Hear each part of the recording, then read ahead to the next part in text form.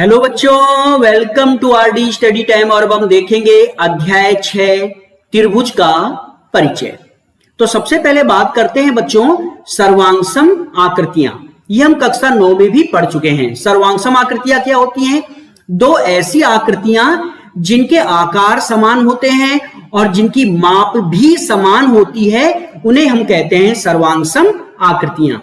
जैसे बच्चों देखते हैं, ये दो वर्ग हैं, दोनों ही वर्ग हैं, तो आप देखेंगे इनके आकार क्या होंगे? समान होंगे। तो अगर इनके आकार समान है तो अब बात करते हैं बच्चों इनकी माप की। तो अगर ये पहले वाला वर्ग जो है, इसकी प्रत्येक भुजा 3 सेंटीमीटर की है और इस दूसरे वाले वर्ग की प्रत्येक भुजा भी 3 सेंटीमीटर है, तो इनकी भुजाओं का माप क्या है? समान है। तो आप देखेंगे कि इन वर्गों का आकार समान है, माप भी समान है, तो ये होंगे सर्वांगसम वर्ग। ठीक है, ये आकृतियां कैसी होंगी बच्चों? सर्वांगसम होंगी। तो आप कह सकते हैं कि दो समान भुजाओं वाले वर्ग सर्वांगसम होते हैं। अब बात करते हैं बच्चों इस दूसरी आकृति की। यहां पर दो आकृतियां आपको दिख रही हैं, ये क्या है? वृत्त हैं। दोनों ही वृत्त हैं, मतलब इनका आकार समान है क्योंकि दोनों वृत्ताकार हैं। अब बात करते हैं बच्चों इनकी माप की। तो ये जो पहले वाला वृत्त है, अगर मैं कहूं कि इसकी त्रिज्या 2 सेंटीमीटर है और इस दूसरे वाले वृत्त की त्रिज्या भी 2 सेंटीमीटर है, तो आप देखेंगे कि इन वृत्ताकार की त्रिज्याएं यानी इनकी त्रिज्याओं की माप समान है। तो यहां पर हमने देखा कि ये जो वृत्ताकार है ये आकार में समान है और इनकी माप भी समान है, इनकी त्रिज्याओं की माप समान है, तो ये सर्वांगसम वृत्त होंगे, यानी ये आकृतियां सर्वांगसम होंगी। तो आप कह सकते हैं कि समान त्रिज्याओं वाले वृत्त सर्वांगसम होते हैं। अब बात करते हैं बच्चों त्रिभुज की। ये जो आकृतियां दिख रही हैं आपको, ये दोनों आकृतियां क्या हैं? त्रिभुज हैं। अगर ये दोनों समबाहु त्रिभुज हैं, दोनों ही समबाहु त्रिभुज हैं, तो हम देखेंगे इनका आकार समान होगा। अब बात करते हैं बच्चों इनके माप की। अगर इस समबाहु त्रिभुज की भुजा प्रत्येक भुजा 3 सेंटीमीटर की है और इस समबाहु त्रिभुज की भी प्रत्येक भुजा 3 सेंटीमीटर है, समबाहु त्रिभुज की प्रत्येक भुजा बराबर होती है, तो अगर समबाहु त्रिभुज की भुजाओं की माप बराबर है तो देखा आपने कि आकार इनका समान है, माप भी इनकी समान है, तो ये दोनों त्रिभुज सर्वांगसम होंगे। तो आप कह सकते हैं कि समान भुजाओं वाले समबाहु त्रिभुज सर्वांगसम होते हैं। अब हम देखेंगे बच्चों समरूप आकृतियां। ऐसी आकृतियां जिनका आकार समान होता है उन्हें हम समरूप कहते हैं। इनकी माप समान भी हो सकती है और समान नहीं भी हो सकती है, यानी हमने आकार देखना है। अगर दो आकृतियों के आकार समान हैं तो वो दोनों आकृतियां समरूप होंगी। जैसे आप देख रहे हैं यहां पे दो आकृतियां हैं, दोनों वर्गाकार हैं, एक छोटा वर्ग है एक बड़ा वर्ग है, लेकिन दोनों वर्गाकार हैं, यानी इनका आकार समान है और अगर आकार समान है तो ये समरूप होंगे। तो सभी वर्गाकार, जितने भी वर्गाकार होते हैं सभी आकार में समान होते हैं, तो ये समरूप होंगे। अब उनकी माप चाहे कुछ भी हो, जैसे आप यहां देख रहे हैं कि अगर इस वर्गाकार की बात करूं तो इसका प्रत्येक भुजा की लंबाई 2 है और इसके दूसरे वाले वर्ग की प्रत्येक भुजा की लंबाई 4 है, यानी इनकी माप क्या है? अलग अलग है, लेकिन इनका आकार क्या है? वर्गाकार है, इसलिए ये समरूप है। तो सभी वर्गाकार समरूप होते हैं। अब हम बात करते हैं बच्चों इन आकृतियों की। ये दोनों वृत्ताकार हैं, तो इनका आकार समान है। भाई दोनों वृत्ताकार हैं, दोनों का आकार वृत्ताकार है, तो ये समान आकार के हैं, तो ये होंगे समरूप। अब इनकी त्रिज्या कुछ भी हो सकती है। जैसे सपोज कीजिए हम मान लेते हैं कि इसकी त्रिज्या है 3 सेंटीमीटर और इस वाले वृत्त की त्रिज्या है 2 सेंटीमीटर, तो इन दोनों वृत्ताकारों की त्रिज्याएं यानी माप समान नहीं है, परंतु इनके आकार समान है, इसलिए ये समरूप होंगे। आप कह सकते हैं कि सभी वृत्ताकार समरूप होते हैं। अब हम बात करते हैं बच्चों इन त्रिभुजों की। ये दोनों समबाहु त्रिभुज हैं, यानी इनकी प्रत्येक भुजा बराबर है। जैसे ये छोटा वाला जो त्रिभुज है ये समबाहु त्रिभुज है, इसकी प्रत्येक भुजा 2 सेंटीमीटर की है, और ये जो बड़ा वाला समबाहु त्रिभुज है हमने माना इसकी प्रत्येक भुजा 4 सेंटीमीटर की है। यानी इनकी माप तो अलग अलग है लेकिन इनका आकार समान है। दोनों ही समबाहु त्रिभुज हैं, इनका आकार समान है, और अगर इनका आकार समान है तो ये होंगे समरूप। तो आप कह सकते हैं कि सभी समबाहु त्रिभुज समरूप होते हैं। तो इस तरह से बच्चों आप सर्वांगसम और समरूप समझ चुके हैं। आप देखें कि सर्वांगसम में आकार और माप दोनों समान होती हैं, और समरूप में आकार समान होता है, माप समान होना जरूरी नहीं है।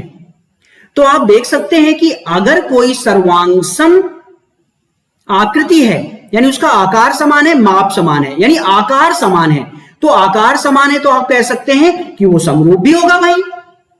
यानी सभी सर्वांगसम आकृतियां समरूप होती ही होती हैं क्योंकि उनके आकार क्या होते हैं, समान होते हैं।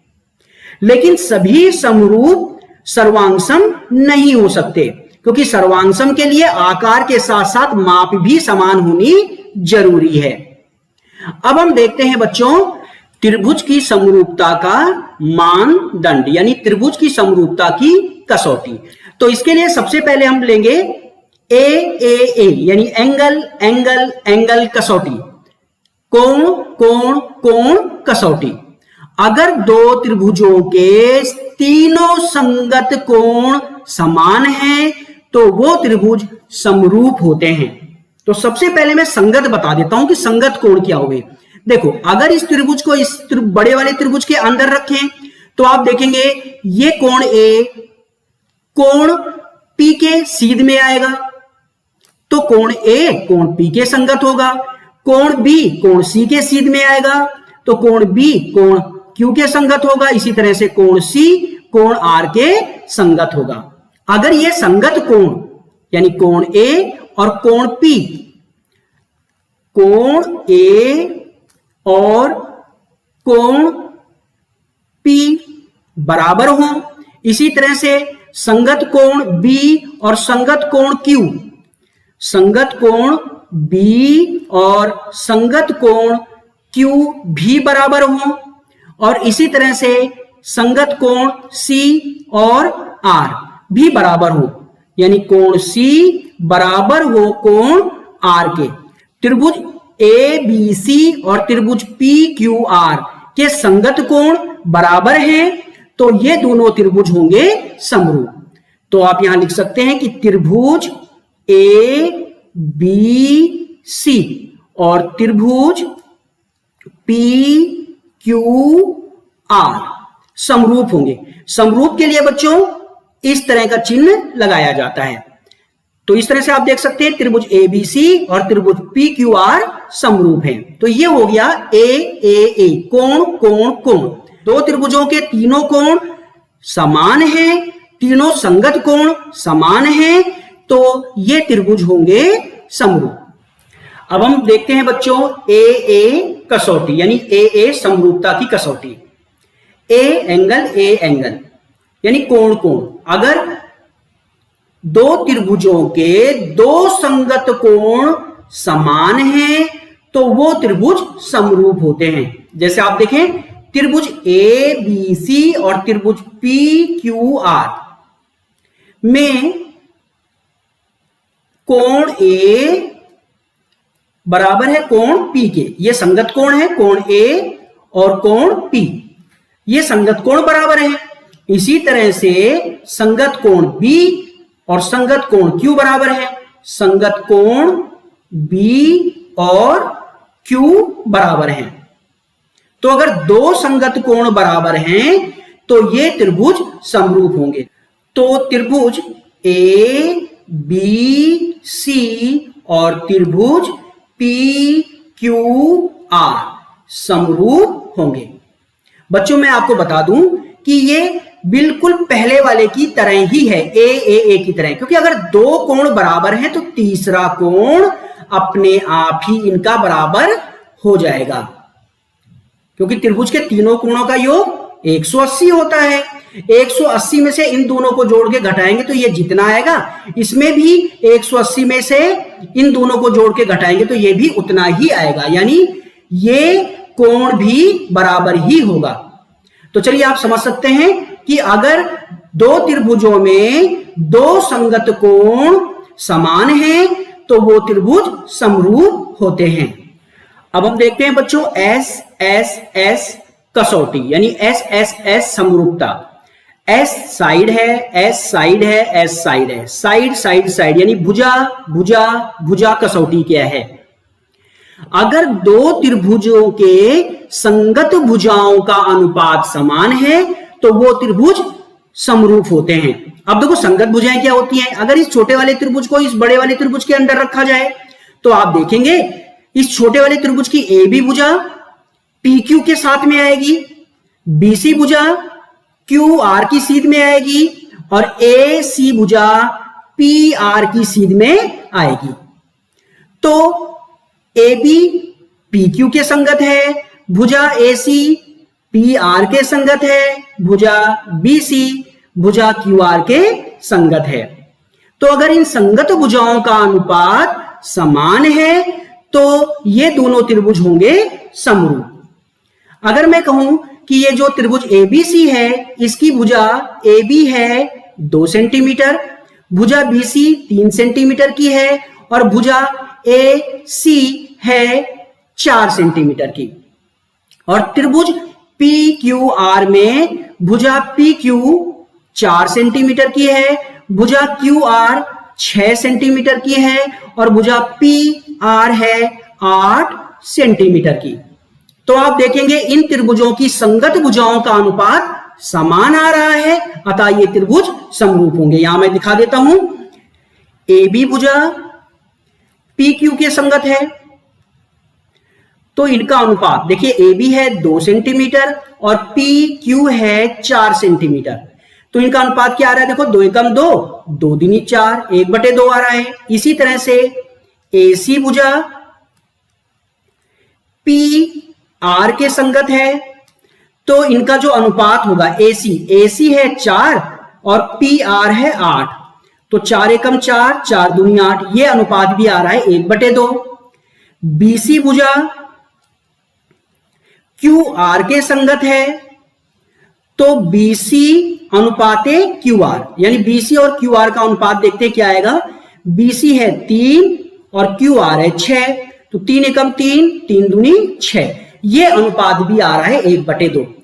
तो त्रिभुज एबीसी और त्रिभुज पी क्यू आर की संगत भुजाओं का जो अनुपात है वो समान आ रहा है, तो ये दोनों त्रिभुज होंगे समरूप। तो आप यहां लिख देंगे त्रिभुज ए बी सी और त्रिभुज पी क्यू आर समरूप होंगे।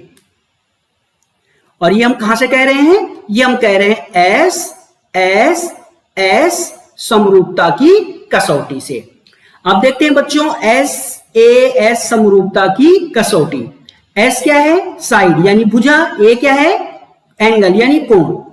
तो दो संगत भुजाओं का अनुपात अगर समान है और इन संगत भुजाओं के बीच में कोण जो बनेगा वो भी समान है तो त्रिभुज होते हैं समरूप। जैसे यहां हम देखें त्रिभुज ए बी सी और त्रिभुज पी क्यू आर में, अगर त्रिभुज ए बी सी में ए बी भुजा 2 सेंटीमीटर है, बी सी भुजा 3 सेंटीमीटर है, त्रिभुज पी क्यू आर में भुजा पी क्यू 4 सेंटीमीटर है, भुजा क्यू आर 6 सेंटीमीटर है और इन भुजाओं के बीच का कोण है 60 अंश और इसी तरह से इन भुजाओं के बीच का कोण है 60 अंश। तो आप देखेंगे यहां पे कि ये जो संगत भुजाओं का अनुपात है ये समान आ रहा है, अभी हम देखते हैं, और इन भुजाओं के बीच का कोण भी क्या है? बराबर है, तो ये दोनों त्रिभुज समरूप होंगे। यहां पे देखें त्रिभुज एबीसी में जो ए बी भुजा है ये पी क्यू भुजा के संगत है, तो ए बी अनुपाते पी क्यू। देखते हैं कितना आता है। ए बी है 2 और पी क्यू है बच्चों 4, तो 2 एकम 2, 2 दूनी 4। इसी तरह से बी सी भुजा क्यू आर के संगत है और इनका अनुपात देखते हैं क्या आता है। बी सी है 3 और क्यू आर भुजा है 6, तो 3 एकम 3, 3 दूनी 6। यानी इन दो संगत भुजाओं का अनुपात समान है और इनके बीच का कोण भी अगर आप देखें तो ये भी समान है। इनके बीच का कोण क्या है, समान है। तो ये दोनों त्रिभुज होंगे समरूप। तो आप देखेंगे यहां पे त्रिभुज ए बी सी और त्रिभुज पी क्यू आर समरूप होंगे। और यहां पे समरूपता की कौन सी कसौटी उपयोग लाई गई है, वो है एस ए एस। ये हम कह रहे हैं एस ए एस समरूपता की कसौटी से। तो आप देख सकते हैं कि अगर दो त्रिभुजों के संगत भुजाओं का, दो संगत भुजाओं का अनुपात समान है और उन संगत भुजाओं के बीच का कोण समान है, तो वो त्रिभुज समरूप होंगे। तो ये था एस ए एस समरूपता की कसौटी। अब हम देखते हैं बच्चों समरूप त्रिभुज का क्षेत्रफल। अगर दो त्रिभुज समरूप हैं, अगर दो त्रिभुज समरूप हैं तो उनके क्षेत्रफल का जो अनुपात होता है उनकी संगत भुजाओं के अनुपात के वर्ग के बराबर होता है। तो देखते हैं बच्चों, यहां पे समझा देता हूं मैं आपको। यहां पे त्रिभुज है ए बी सी और दूसरा त्रिभुज है पी क्यू आर। अगर ये दोनों त्रिभुज समरूप हैं, यानी त्रिभुज ए बी सी और त्रिभुज पी क्यू आर, अगर ये दोनों त्रिभुज हैं समरूप, तो इन त्रिभुजों के क्षेत्रफल का जो अनुपात है वो इन त्रिभुजों की संगत भुजाओं के वर्गों के अनुपात के बराबर होगा। यानी त्रिभुज एबीसी का क्षेत्रफल, क्षेत्रफल त्रिभुज एबीसी और क्षेत्रफल त्रिभुज पी क्यू आर, यानी इन त्रिभुजों के क्षेत्रफल का जो अनुपात है वो इनकी संगत भुजाओं के अनुपात के वर्ग के बराबर होता है। अब देखो संगत भुजाएं कौन सी हैं, ए बी पी क्यू के संगत है, ए सी पी आर के संगत है और बी सी क्यू आर के संगत है। तो ए बी अनुपात पी आर का वर्ग, बी सी अनुपात क्यू आर का वर्ग और ए सी अनुपात पी आर का वर्ग। तो देखिए बच्चों, अगर ये त्रिभुज समरूप हैं तो इनके क्षेत्रफल का जो अनुपात होगा वो इनकी भुजाओं के, यानी संगत भुजाओं के अनुपात के वर्ग के बराबर होता है। यही है समरूप त्रिभुज का क्षेत्रफल का प्रमेय। अब हम देखते हैं बच्चों थेल्स प्रमेय, जिसे हम कहते हैं आधारभूत समानुपाती प्रमेय, बीपीटी। तो देखते हैं बच्चों थेल्स प्रमेय क्या है। यहां एक त्रिभुज है ए बी सी। अगर ये त्रिभुज है तो उसकी 3 भुजाएं होंगी। अगर तीनों में से किसी एक भुजा के समांतर कोई रेखा खींच दी जाए, जैसे आप देख रहे हैं ये बीसी भुजा है, बीसी भुजा के समांतर हमने एक रेखा खींची और ये रेखा दो अन्य भुजाओं को प्रतिच्छेद करती है डी और ई बिंदु पर। ये देखिए डी बिंदु और ई बिंदु पर क्या करती है, प्रतिच्छेद करती है। तो ये डीई रेखा इन अन्य दो भुजाओं को समान अनुपात में बांट देगी। यही है थेल्स की प्रमेय। तो देखिए बच्चों त्रिभुज ए बी सी में डीई जो रेखा है ये समांतर है त्रिभुज ए बी सी की भुजा बी सी के। तो ये डीई रेखा अन्य दो भुजाएं ए बी और AC को समान अनुपात में बांट देगी। तो देखिए बच्चों, ये AD अनुपाते DB और AE अनुपाते EC क्या होगा? समान होगा। यहां आप देख सकते हैं कि AD अनुपाते DB बराबर होगा AE अनुपाते EC। यही है बच्चों थेल्स की प्रमेय। अब ध्यान देना बच्चों, AB भुजा में जिस तरह का अनुपात बनेगा AC भुजा में उसी तरह का अनुपात बनेगा। अगर देखिए इस तरह का अनुपात है AB, यानी ये पूरी भुजा अनुपाते AD तो AC भुजा में भी यही अनुपात आएगा। यानी पहले क्या आएगा? AC यानी पूरी भुजा AC अनुपाते, देखो इधर क्या आया है AD, तो इधर आएगा AE। तो आप ध्यान रखिए बच्चों कि इस भुजा में जिस तरह का अनुपात होगा इस भुजा में भी उसी तरह का अनुपात होगा। तो ये था थेल्स की प्रमेय, यानी आधारभूत समानुपाती प्रमेय। बच्चों अब हम देखते हैं थेल्स प्रमेय का व्युत्क्रम, यानी जो हमने थेल्स की प्रमेय हमने पढ़ी, हम जस्ट उसका उल्टा देखेंगे। यहां पे अगर कोई त्रिभुज है ABC और यहां एक रेखा इस तरह से खींची जाती है कि वो त्रिभुज की दो भुजाओं को प्रतिच्छेद करती हुई जाती है, और ये रेखा जिसको मैं DE नाम दे देता हूं, ये DE रेखा भुजा AB और AC को अगर समान अनुपात में बांटती है तो ये DE रेखा त्रिभुज की तीसरी भुजा BC के समांतर होगी। यही है थेल्स प्रमेय का व्युत्क्रम। यहां मैं समझा देता हूं। देखिए त्रिभुज ABC में हम देख रहे हैं कि हमने एक रेखा DE खींची और DE रेखा AB और AC को समान अनुपात में बांटती है। देखिए इस तरह से AD अनुपाते DB, ये देखिए AD अनुपाते DB, और AE अनुपाते EC, AE अनुपात EC।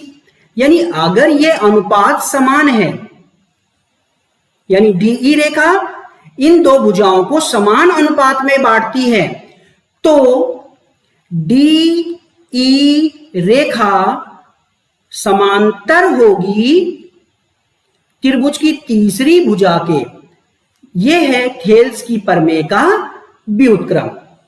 तो ये था अध्याय 6 का परिचय।